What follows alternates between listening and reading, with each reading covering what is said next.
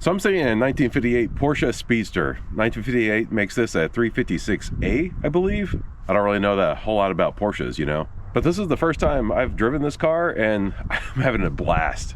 Me sitting in it is kind of funny. The steering wheel is kind of gigantic on it, at least I think it is, and my legs obviously hit. It's got a 4-speed transmission, and I had to slide the seat kind of pretty far back, and I'm kind of laying down in the car a little bit. It makes it kind of hard for me to reach up here and grab the shift knob.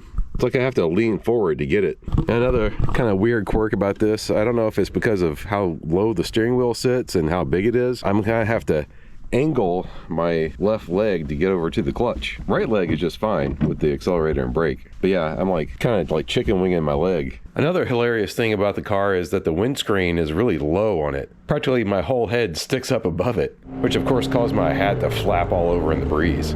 But you know, overall, I'm actually really impressed with this car. Being as old as it is, the suspension is fantastic on it. Like, this thing must have been super high tech in the 50s, you know what I mean?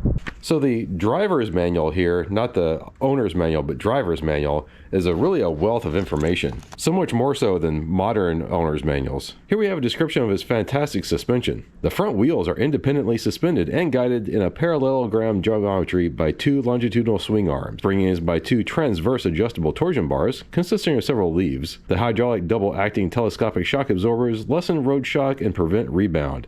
An anti-roll bar increases stability on the curves. And here's one view of the front axle right here. But if you flip over to the other page, they give you a little bit more detailed view of the actual suspension arms. That's pretty advanced for the 1950s, huh? And here we have a description of the rear axle. The rear axle consists of 2 independently swinging half axles guided by longitudinal radius arms, which are each connected to a transverse round torsion bar. Double-acting hydraulic telescopic shock absorbers lessen road shock and prevent rebound. The torsion bars may be adjusted for any conditions. Excessive motion is limited by rubber rebound stops.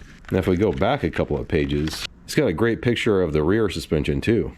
Now I think this driver's manual is for all the 356As, so it's got a little bit of a different description here that's not specific to the Speedster, but the engine is an air-cooled 4-cylinder, 4-cycle flat 4 motor. The cylinders are horizontally opposed and overhead valves are operated by the 3 bearing camshaft, push rods, and rocker arms. Now this says it has Zenith carbs, but the Speedster actually has twin Solex carburetors. The frame of the Porsche automobile is constructed of pressed steel and welded in a box section form. The members are built up as large thin walled sections and provide maximum strength with minimum weight. By designing the frame and sheet steel body as a unit on an extraordinarily rigid and twist resistant chassis, construction was achieved.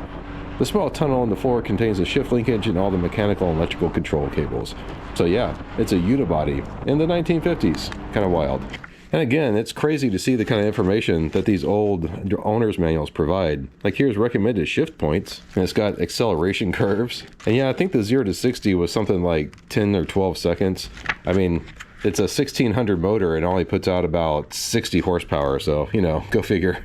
Now this I thought was a really interesting little feature. This thing is actually in the cabin, kind of like tucked up underneath the steering wheel. To the right of the pedal box, this actually shuts off or turns on your fuel, operated kind of like a motorcycle. And this little thing down here actually houses your fuel filter. Kind of funny, that's just inside the cabin right by your feet. Continuing further in the manual, it actually shows you how to change out the fuel filter, along with a lot of other things. Like, check out this lubrication chart.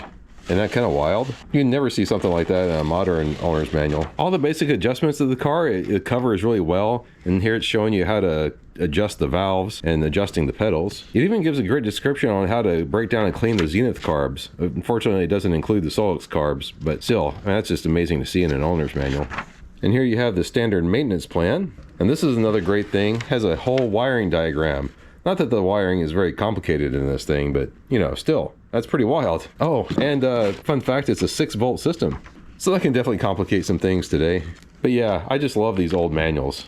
So much good information and detail. But I'm out here with the Lonestar912 group. It's all air-cooled Porsches. This is a great group to run with. And as much fun as I'm having driving the car, we're at the 290 brewery, about to go get some lunch. So I'm gonna go do that. The drive that the Lonestar912 set up was really fantastic. We took a lot of great back roads west of Austin, going out to the old 290 brewery. And of course, all the old air-cooled machines were just fantastic to drive with. And I really want to thank my good friend Lisa for letting me borrow her car. Such a rare and wonderful opportunity. Well, bye. Thanks for watching. Subscribe if you're not already, and give us a thumbs up. See you guys next time.